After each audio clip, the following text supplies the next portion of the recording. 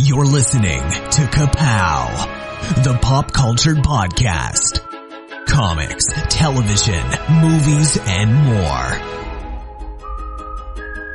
If it impacts fan culture, we have something to say about it. And now, your hosts, Michael, Jordan, Cliff, and Seth. Hello once again, and welcome back to Ka-Pow, the pop culture podcast. My name is Jordan Lowe. I'm Cliff Barnes. I'm the Michael. And I'm the Seth.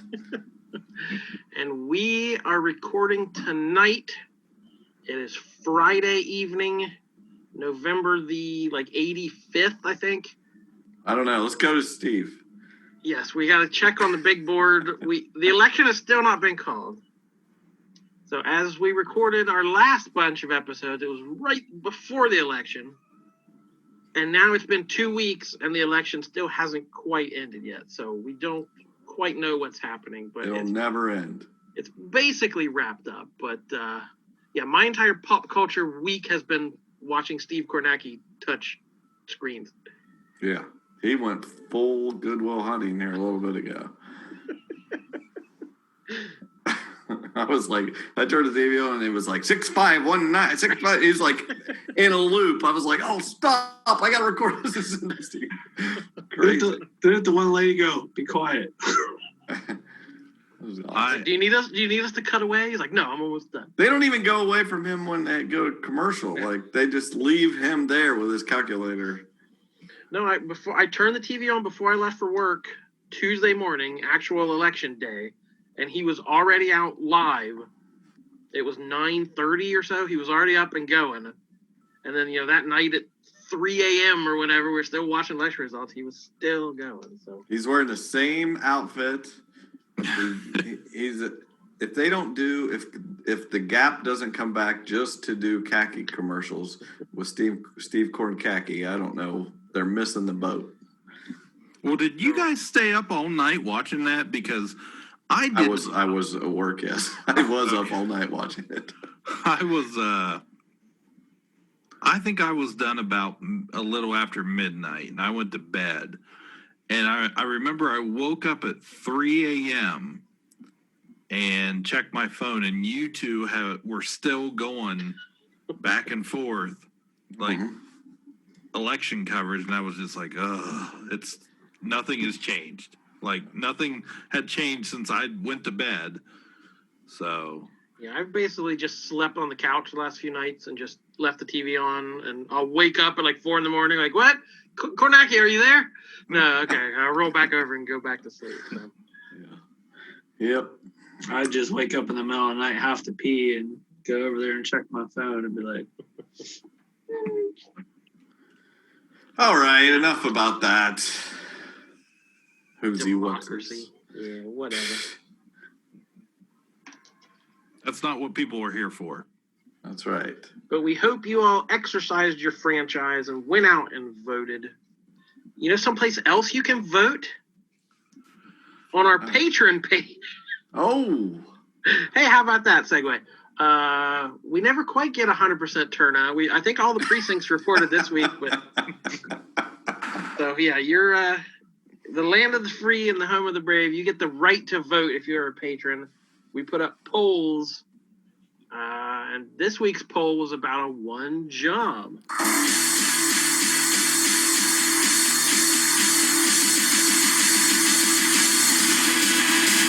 right there! You gotta go right now! Before we go any further, there's just one job. We say which thing you need to keep forever.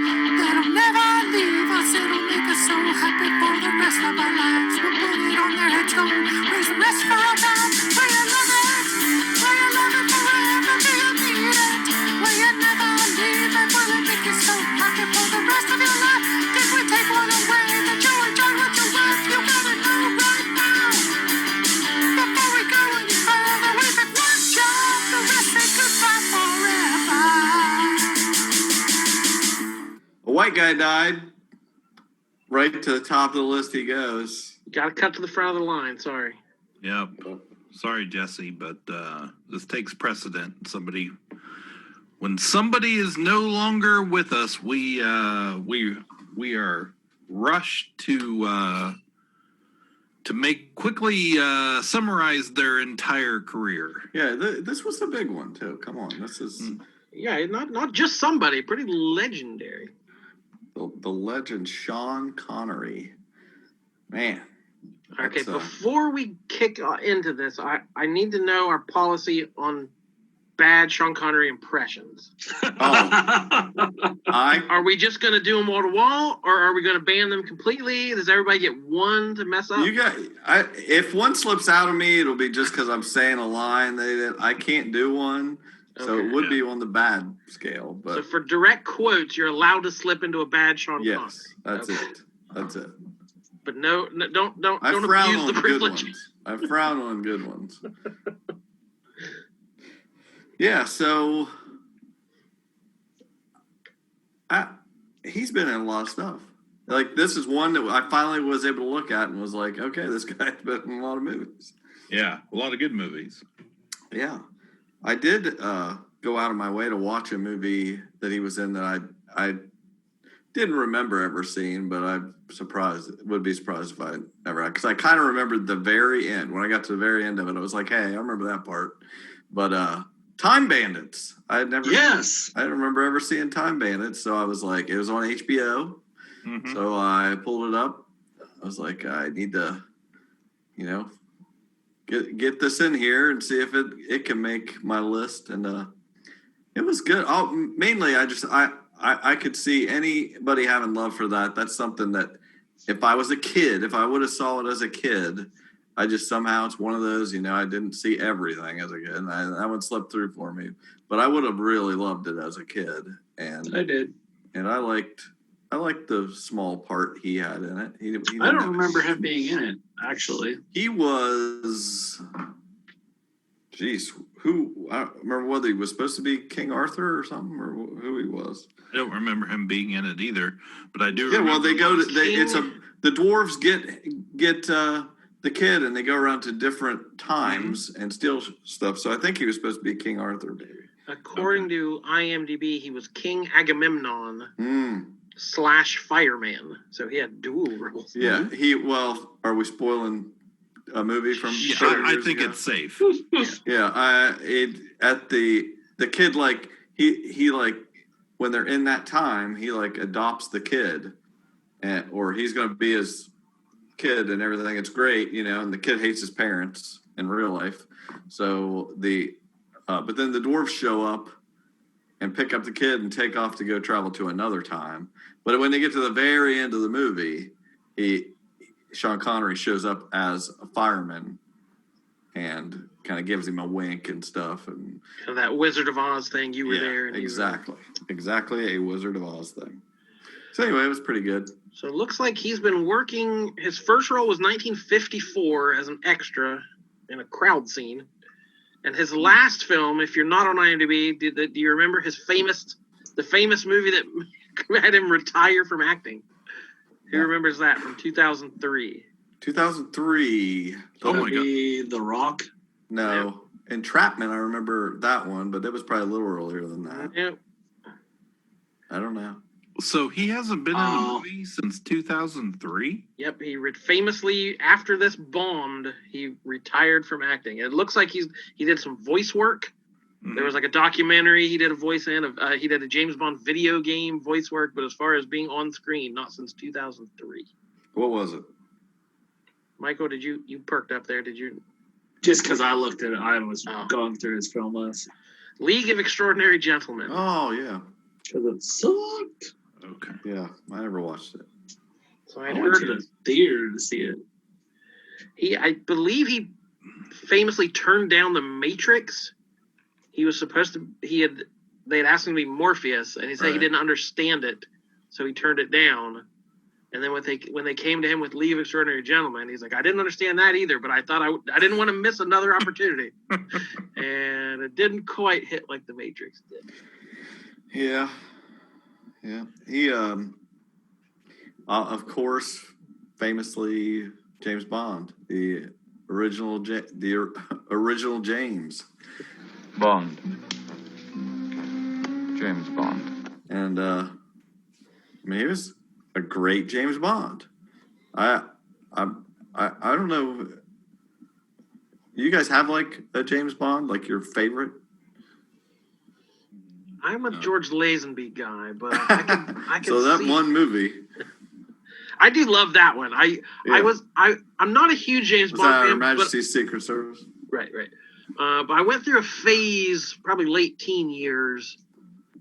I think TBS played it. There'd be a couple weekends a year, TBS or somebody would play them all weekend. And I remember going through them and like, yeah, I love these. And I watched all the Connery ones. And yeah, but the modern ones, I don't. Roger Moore's good.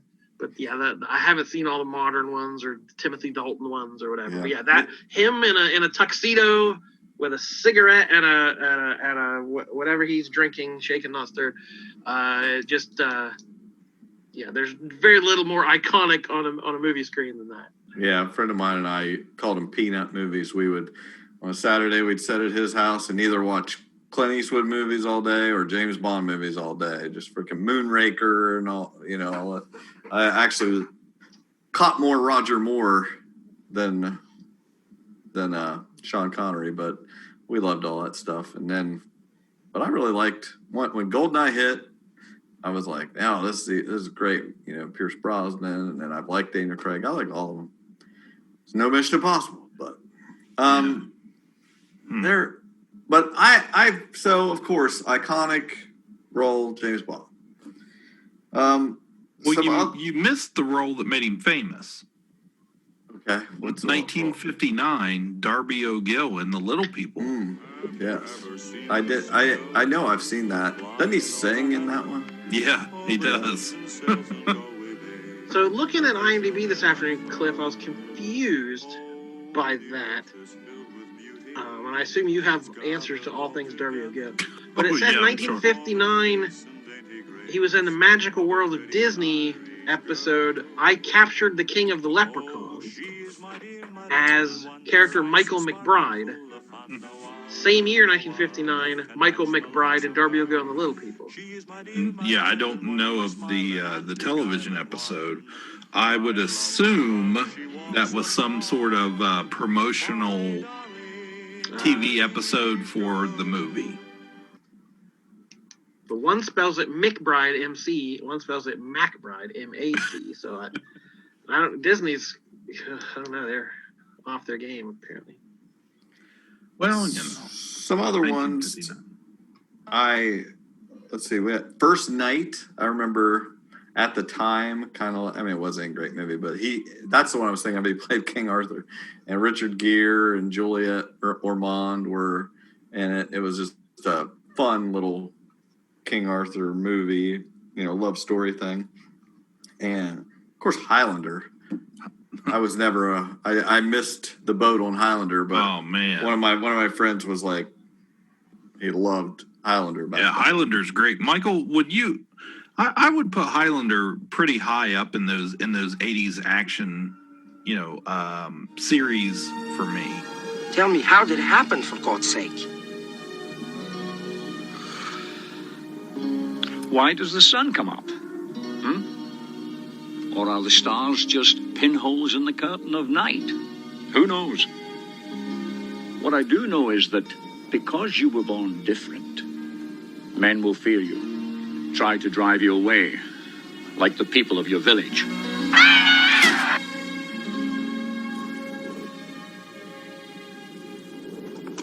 The Kurgan. He is the strongest of all the immortals. He is the perfect warrior. If he wins the prize, mortal man would suffer an eternity of darkness. How do you fight such a savage? With heart, faith, steel. In the end, there can be only one. Like, that was a huge hit. I don't think I've watched any of the Highlanders. I remember seeing bits and pieces over the years, but I don't think I ever really watched the full Highlander. Yeah, it's funny because James Bond, those movies never did anything for me. no matter who was in the role. And so I can't say I've seen a lot of them, and I certainly know he's the most famous James Bond, but I have no experience with it. Now, if you want to talk about, guy with a Scottish accent playing a Spaniard in a weird red velvet diaper outfit thingy, I'm all over it. I've never watched that. There can be only Seen one. the memes. Oh, Yeah, man. I saw his character. His character name is Ramirez, and I did have some questions because it's been a while since I've seen it, so I didn't remember the circumstances of him being named Ramirez. He played a Spaniard, and he had the big hat with the feather all in it, and he was the he trained. Christopher Lambert? Yes, he played MacLeod, he played a Scottish guy in the Highlands. He was trained him for battle. You had to these immortals had to fight each other with swords until only one remained. But you can be on. They were immortal, so the only way they could kill each other was to cut each other's heads off. Yeah, that's such 80s cheese. I can't believe Michael's not a big fan of it. I probably would have if I don't know what happened. I just never caught it or something. Yeah, spawned several sequels, a TV show, like a very popular franchise, books and comics, and there's a whole franchise behind it. Justin had quoted Medicine Man on the post today, and I that is the second biggest Connery quote I say. It was only the penitent man will pass, and I found the cure for the plague of the 20th century. But he is I lost it. That's I felt like nobody saw that, and I remember watching that. Him and Lorraine Bracco, and he's in the Amazon jungle, and she's his assistant, and he doesn't like a lady assistant or whatever. He doesn't not into that, and they're basically trying to cure cancer or whatever, and it was good. I've only seen it one time many years ago. I remember liking it. If I had more time, I'd have watched it before this. I thought I made a pretty good joke, but it sailed over Justin's head apparently about that's one of the first memes I ever even remember is that his line from Finding Forrester, "You're the man now, dog." Like that became a meme, and he said "Medicine Man." I was like, "Oh, is that where that famous line came from? You're the medicine man now, dog." And he's like, "I don't believe it was." I was like, "Oh, okay." No, it was this. Thank you. I've never seen the one movie I was going to try to watch this week, but I actually just forgot. Was The Man Who Would Be King, him and Mike O'Kane. So, but I had seen a lot of buzz. People posting just like they really liked him in that role, and I think they were like these two guys had found like I don't know whether some detached society, and basically he became their king, and it's supposed to be just like a fun movie, I guess. I'm assuming it was from the 60s or 70s, but yeah, I haven't seen a lot of these. That or The Wind and the Lion, or these kind of epics that he was in. I just kind of know his genre pulpy stuff, so I don't know that I'm making a really informed decision as as a classically trained actor. True, but we're not picking that. We're picking the Ka-Pow. Whatever, right. Also, and I felt like at least this one we had some choices. This was no Ethan Hawke. We were looking. We got Time Bandits, James Bond, The freaking Rock.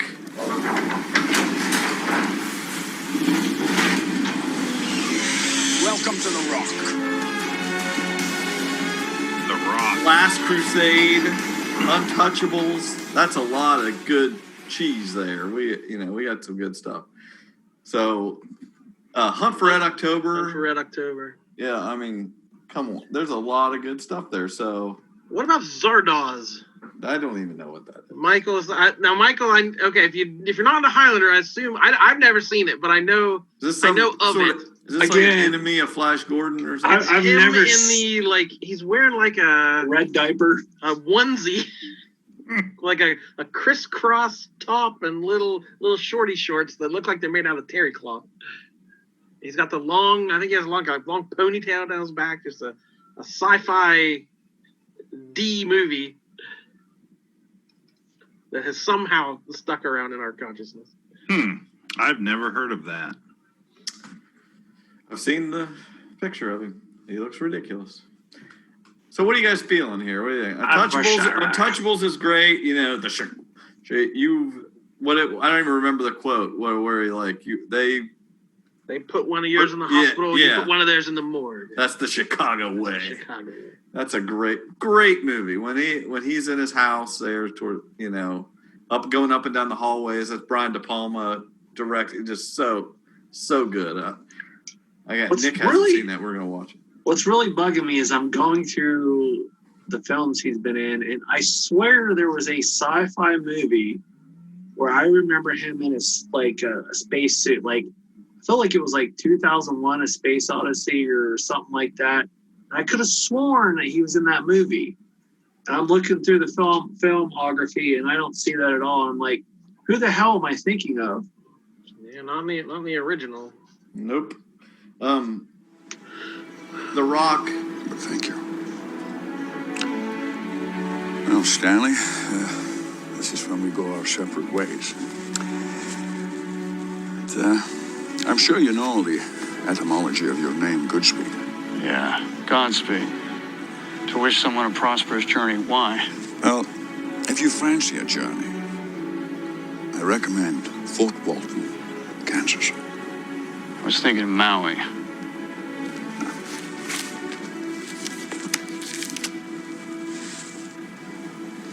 Forget Maui.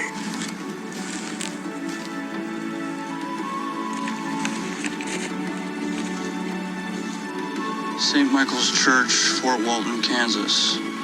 Front pew. Right leg. Oh. Is this what I think it is?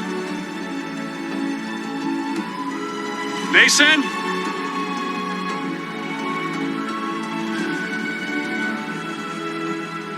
Does anybody have love for The Rock?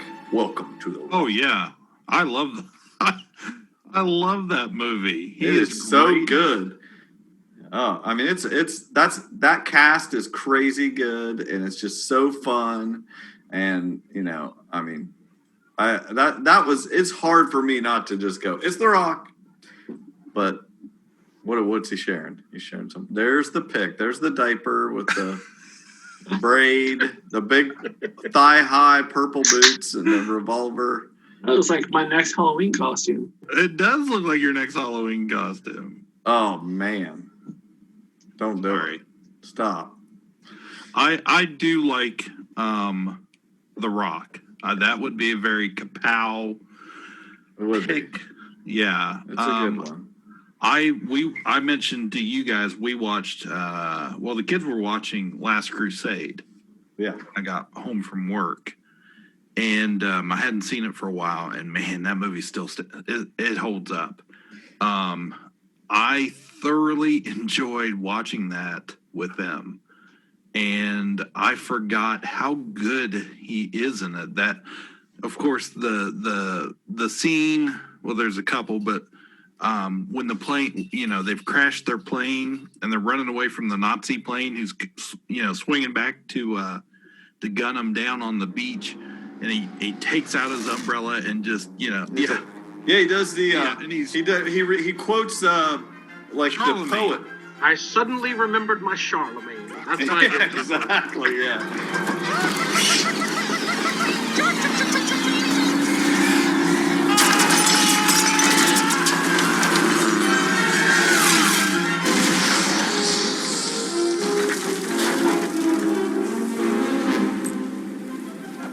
I suddenly remembered my Charlemagne. Let my armies be the rocks and the trees and the birds in the sky.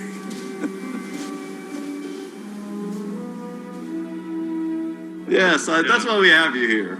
Yes. You don't know your Shakespeare, but you know your Charlemagne.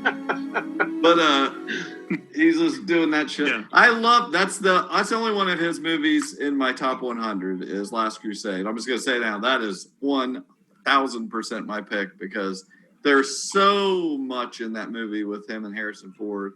That's my favorite indie movie. It's so great. They're back and forth. They play off each other, and then and just the touching stuff. Of course, Only a Penitent Man Will Pass is like one of the best lines ever.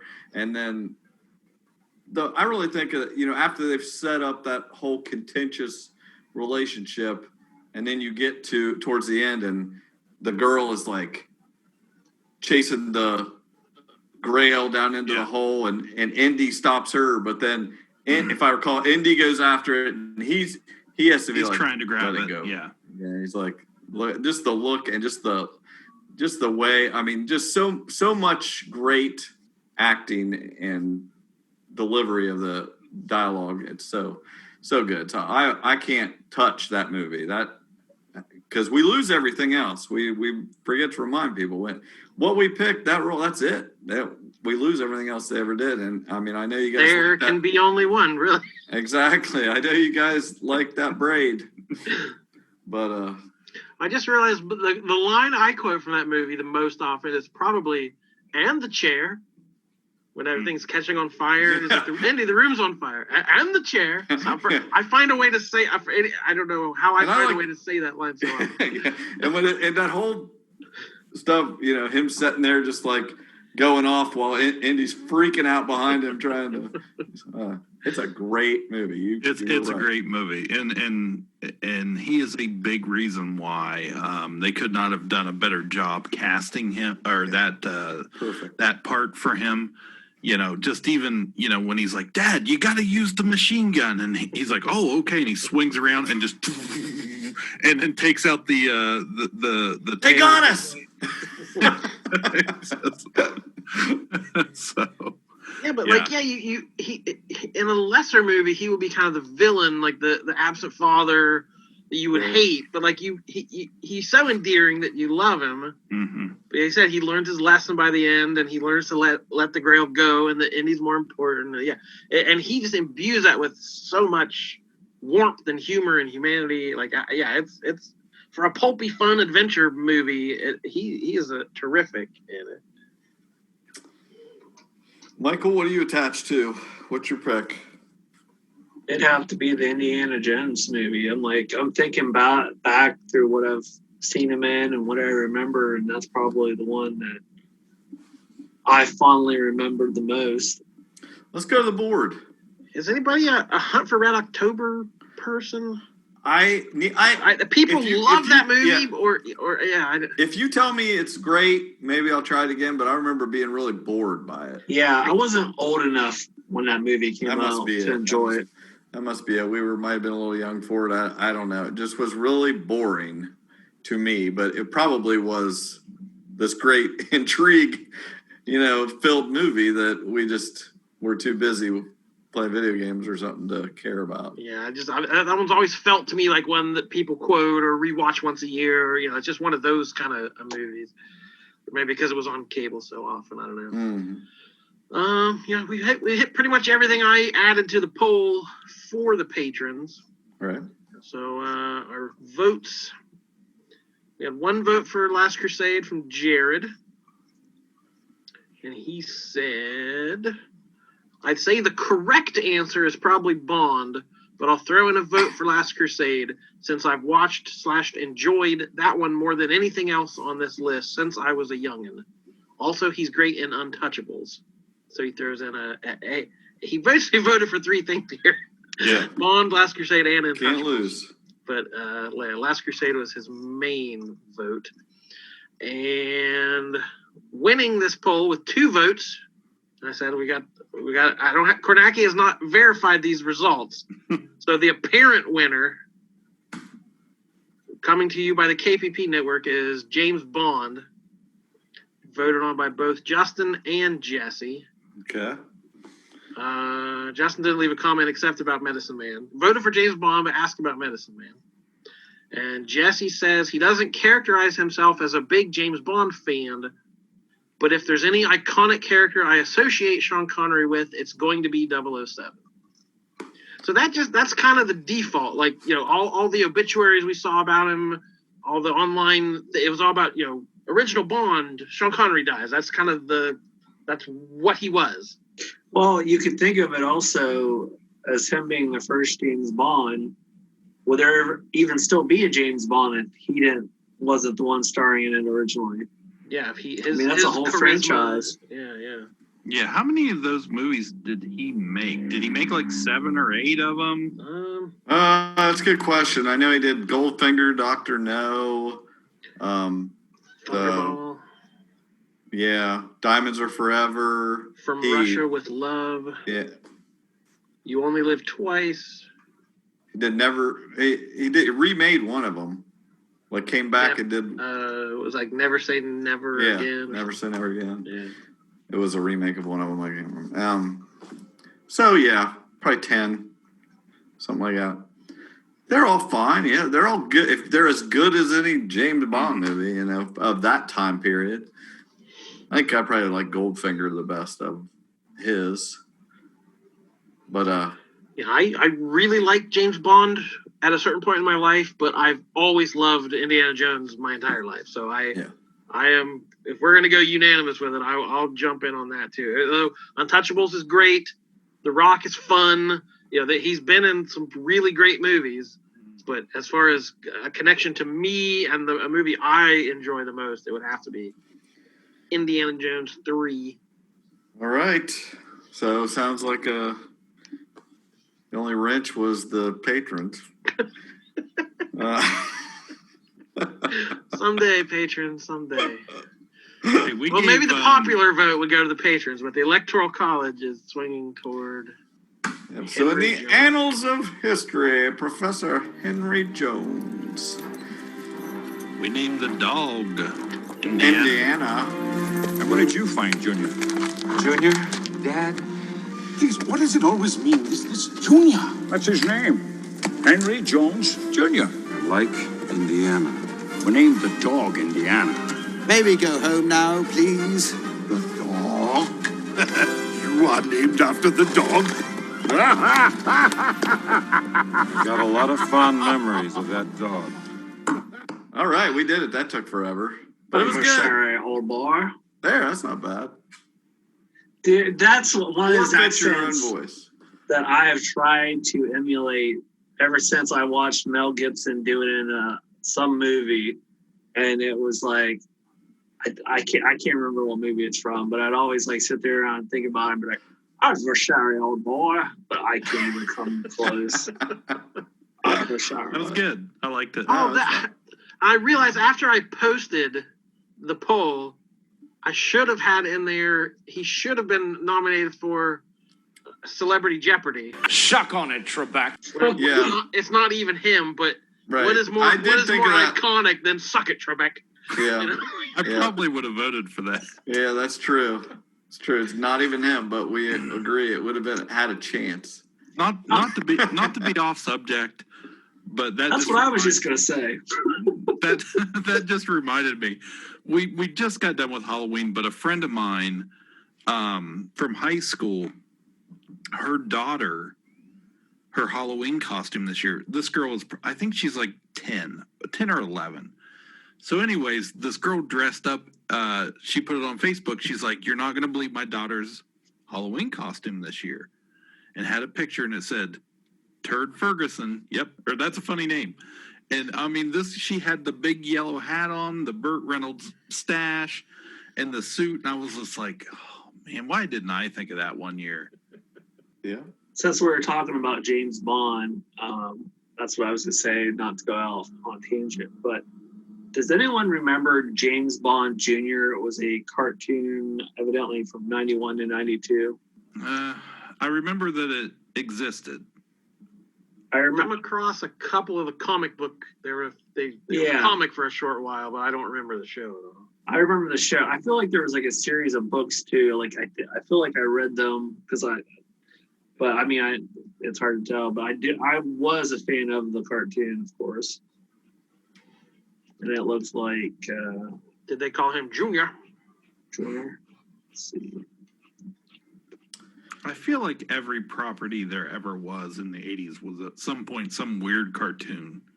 Is there a glare on that? Yeah. No, I can see it. See it. Yeah, I know it was Never a heard of it. thing. So that was a movie star, so we should talk about movies, huh? Save Martha! Puny God. I'm just a kid from Brooklyn. I'm Batman. Kneel before Zod! On the roof! Said it yourself, bitch. We're the Guardians of the Galaxy. So what's it gonna be, huh?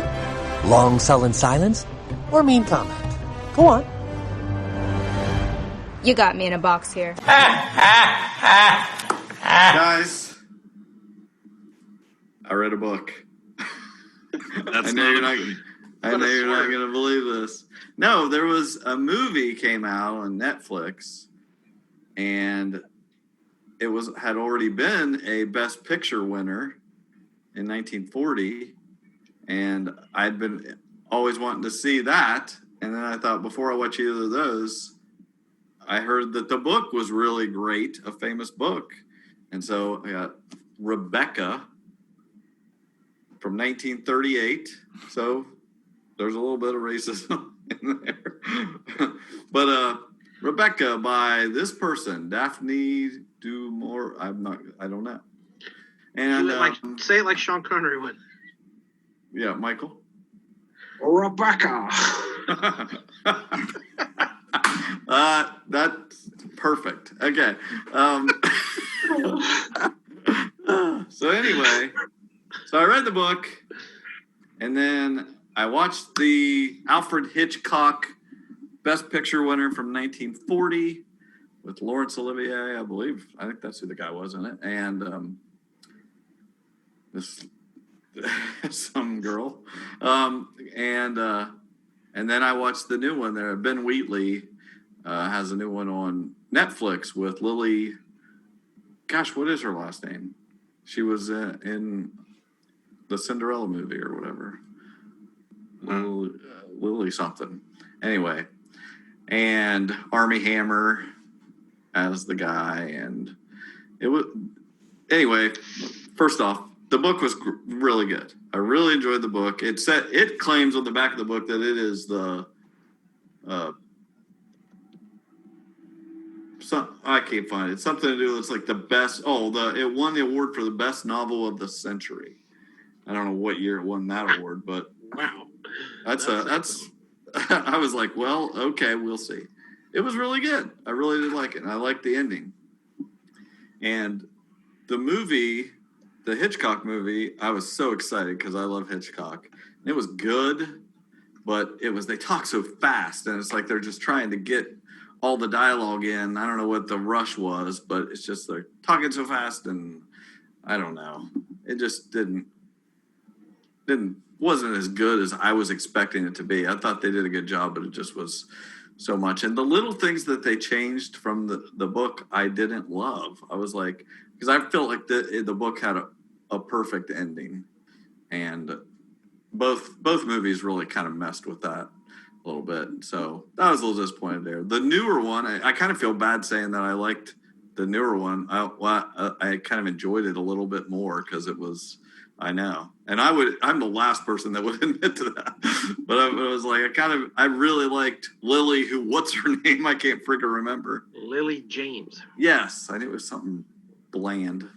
But anyway, she was really good in it, and Armie Hammer was good. Refresh my memory. The basic plot is. Oh, I'm sorry. Yes, it's Rebecca is the main guy, and it is his wife has died, and they own Manderley. It's at the famous first line, I dreamt I was in Manderley again.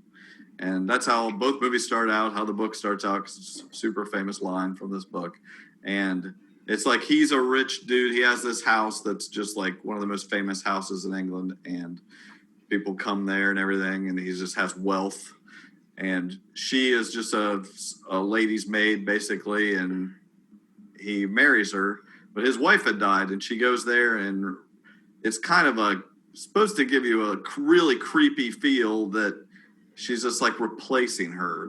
She is Mrs. De Winter now. The stationery is Mrs. De Winter. Everything's already been decorated. She can't decorate the house. It's already done. It's everything. And she's such a young girl that she has no confidence and everything. And the housekeeper, the woman that runs the house, you could tell was like kind of takes offense to her taking that woman's place.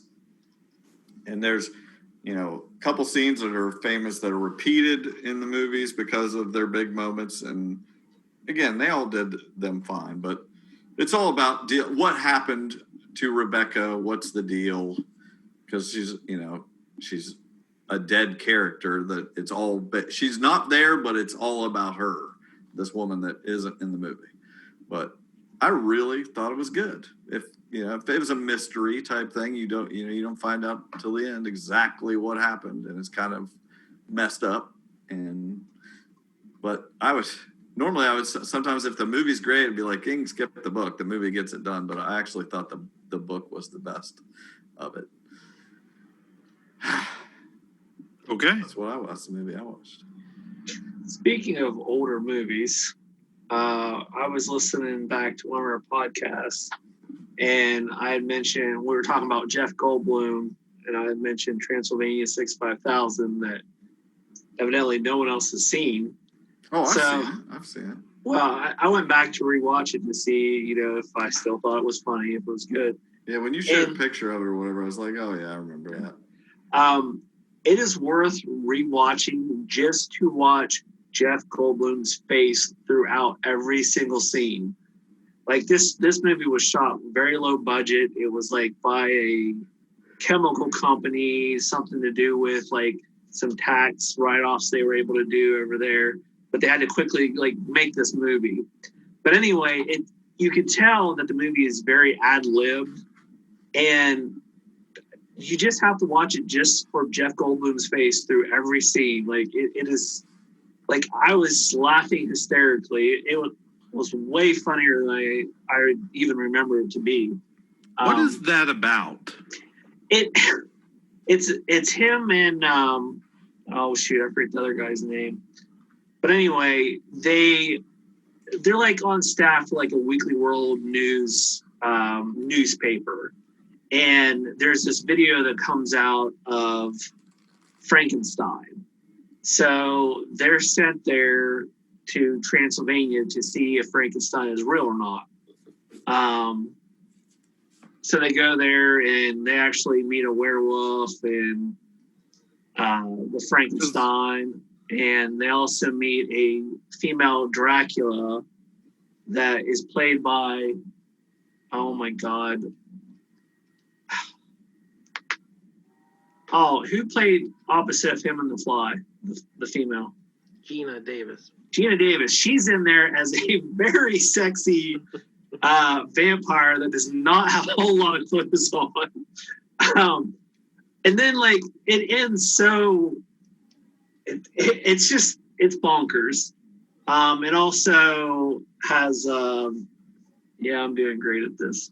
I know that I've seen this movie. I get confused though sometimes with Nothing But Trouble. The same that came out. Okay.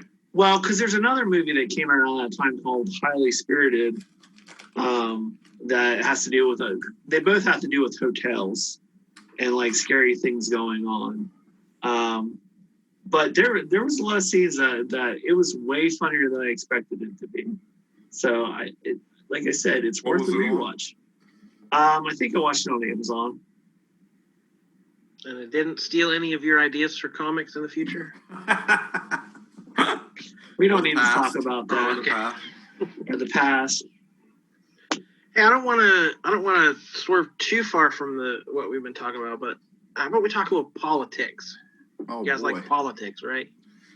We're not getting enough 7 of that. months. Now, I watched the Comey Rule on Showtime. This was the Jeff Daniels adaptation of James Comey's book, A Higher Loyalty. So It was they broke it into 2 parts over 2 nights. It was just under 4 hours. But I didn't realize until the end, like James Comey was this former head of the FBI. I didn't realize he was like involved in this movie. He was on set for some of it, and like it was based on his writing. So I don't know how objective it was with history. It was just kind of his story and his perspective. So he kind of comes across as a very bland character. There's no real drama. They don't show his faults and foibles. He is like, somebody calls him Jimmy Stewart at one point. He's the most patriotic, stalwart, upright FBI citizen you could possibly be. He's the innocent babe, and everything's just happening around him, and he's trying his best. So I don't know how authentic it really was. Right. But it did a good job of like the last like decade of news stories and politics condensed down into kind of one story, and how he was at the center of all this. And it did a good job basically showing you, because people hated James Comey on both sides, the right and then the left. He's the one who started the investigation into Hillary Clinton's emails, and then restarted it right before the election. And then there were hints of Russian collusion right before the election, and he didn't go public with that on the Trump side. So people liked that he did certain things, and they hated him for other things. That was probably my favorite part of the movie, is that everyone he comes into contact with, he's in the lunchroom of some, he's taking his wife out to lunch or something, and like some guy's like, yeah, I hope you get that BITCH. And then he's somewhere else, and they're like, somebody's like, yeah, way to take a stand for Trump. And like, so like everyone's throwing and projecting their politics onto him. Mm-hmm. But again, he's kind of in the eye of the hurricane. But like I said, it was pointing out how many places where there weren't any good options, where if he says something, it screws over somebody. If he doesn't say something, it screws over somebody else. If it looks like they're hiding something, then their credibility is shot. But if they don't say, it's just the lesser of two evils, or the worst option, basically. And it just kind of came trying to show him as always having the FBI's credibility first, and trying to, the FBI can't appear partisan. The FBI can't appear like we're covering something up.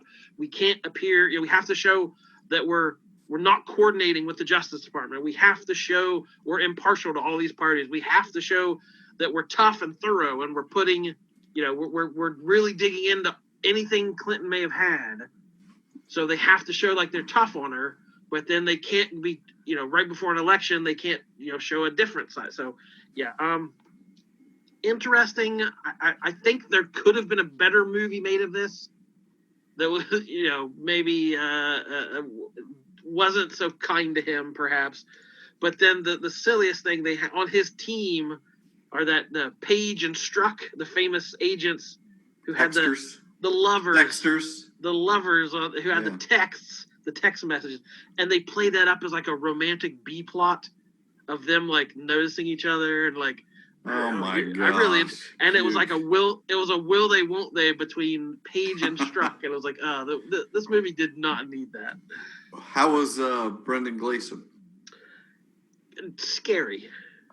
Like, he didn't really, playing President Trump, he didn't really look like him. Nobody in this movie looked like, and that's the weird thing. It's like, it's so recent. There's somebody playing President Obama. There's actors playing all these people that we know what they look like. They're not historical figures. So yeah, he didn't really look like Trump, but the way he sounded was scarily accurate. And it wasn't like a Alec Baldwin impression, but he nailed all the little ticks and the breathing. It was scary. But if you just closed your eyes for a minute, it was scary accurate. Yeah. Did you say that was on Showtime? Showtime, yes. Yeah. That's the Showtime correspondent, folks. I'll be checking in next time with more from Showtime. Cliff, did you watch any movies besides Last Crusade? I don't think I have. Nothing comes to mind. The only other movie I think I watched of anything was a documentary called Gamemaster, which was about making board games. Talked to a bunch of people talked to big wigs in the indie gaming industry and a lot of up and comers trying to get board games made over the last few years, and talked to some of the biggest guys, like the guy that did Settlers of Catan and those kind of games that have been actual big hits, and then just different people, their path to making a game, what you go through to try to do it, and what it was just neat to see some behind the scenes stuff, and it was a good little documentary. It's on Amazon Prime. On HBO Max, they have Fantasy Island, which is the remake of the 80s TV show with Tattoo. Isn't it like a horror? They turned it like a horror. Yeah, they turned it into a horror. Like you got your wish desire. It could be one thing, but it never played out the way it was supposed to. There was consequences. And is it okay to just spoil it? I figured it's not that great. It's for one, it's rated PG-13. I don't know why anyone. I don't understand when nobody's fantasies are PG-13. What are you talking about? Who played Tattoo? Well, he doesn't become Tattoo to the very end, but it's that's a spoiler. This is how great this movie is. Okay, Tattoo. So this guy, you're born Tattoo, or you're it's not. Michael Pena, though, right? Is Mr. Rourke? Mm-hmm. Yeah. This is how Tattoo becomes Tattoo. Him and his brother come on the island, and they fulfill his brother's desire. Well, his brother ends up dying, and so his wish at the very end, my desire, is to bring him back to life. And the main character, which I forget what his name, what you guys just said his name was or whatever. Mr. Rourke. Mr. Rourke. But that character says, well, you're going to have to stay on the island. And he's like, well, what shall I call you? And he said, well, there was that one time where I did something really stupid and got this tattoo. And he's like, well, what does it say? And he opens up his sleeve and it says tattoo. Wow, that is shitty. It is. I don't understand why, when it comes to horror movies, Hervé Villachez. I'll never forget that name. Like, isn't that guy's name? Yeah. From the original in the 80s. I don't know what Tattoo. Boss, the plane. Yeah, there we go. Do some Sean Connery talking to Hervé Villachez. Well, what are we going to do? Nah, I can't.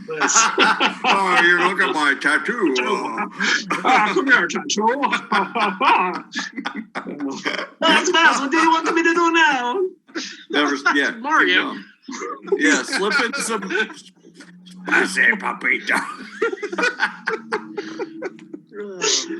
But anyway, getting back to this movie, I don't understand making PG-13 horror movies. They should always be rated R.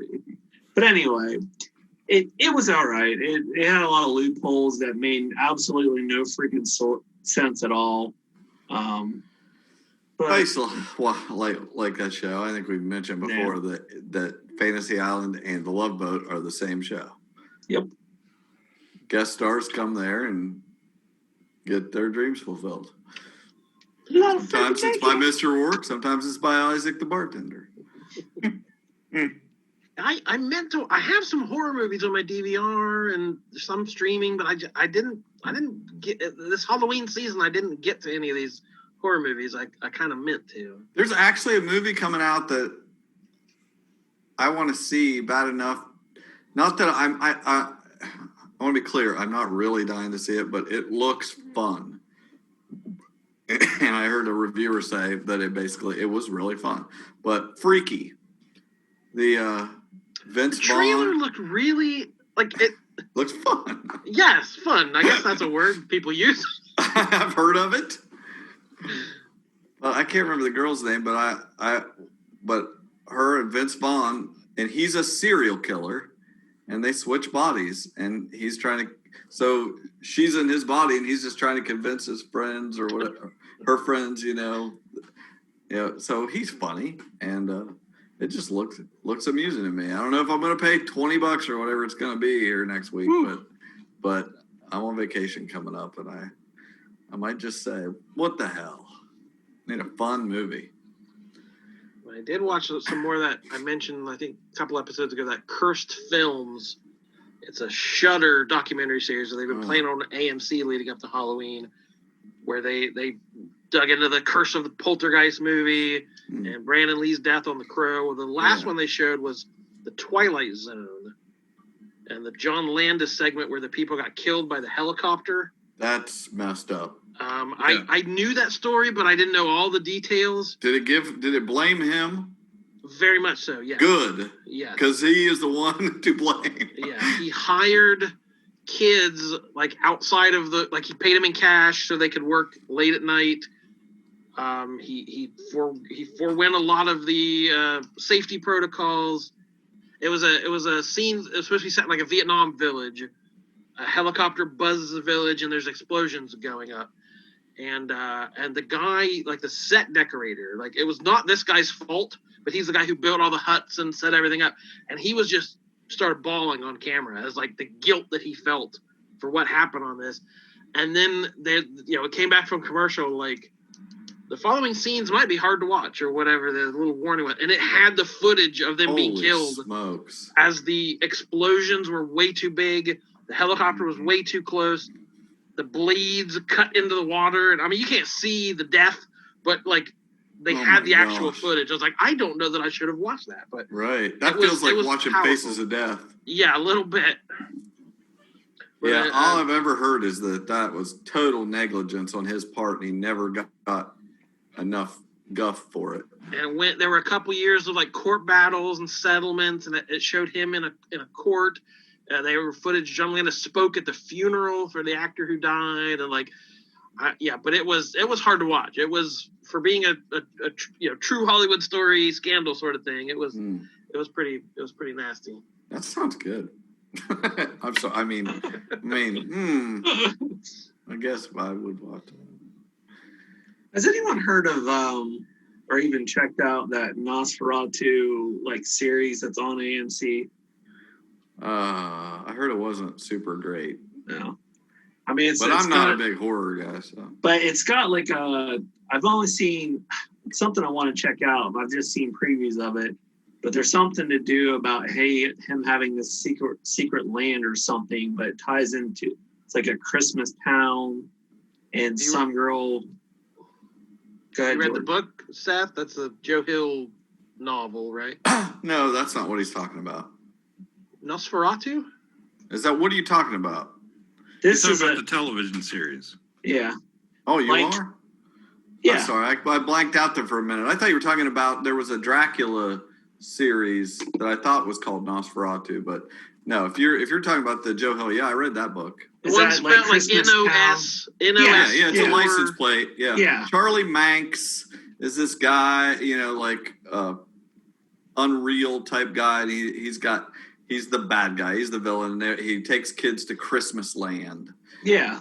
And does horrible things, of course. And there's a woman that I can't remember her name, but she is the hero of the story. And I haven't watched the show, but I thought the book was pretty good. Well, I guess from what I was seeing, it was season 2 picks up. Zachary Quinto, you might have said. That's he him. plays Charlie Max. Yeah. But I mean, everything I look at about it, it looks pretty good. Yeah. I'm wanting to check it out. It might be good. Yeah, let us know. All right, I think we hit that last 5 minutes where we got good. Yeah. We actually had good content and funny stuff in the last 5 minutes. As any regular listener will know, we're only funny in the last 5 minutes. So we thank you for sticking around for all the unfunny parts at the beginning. Oh, yeah.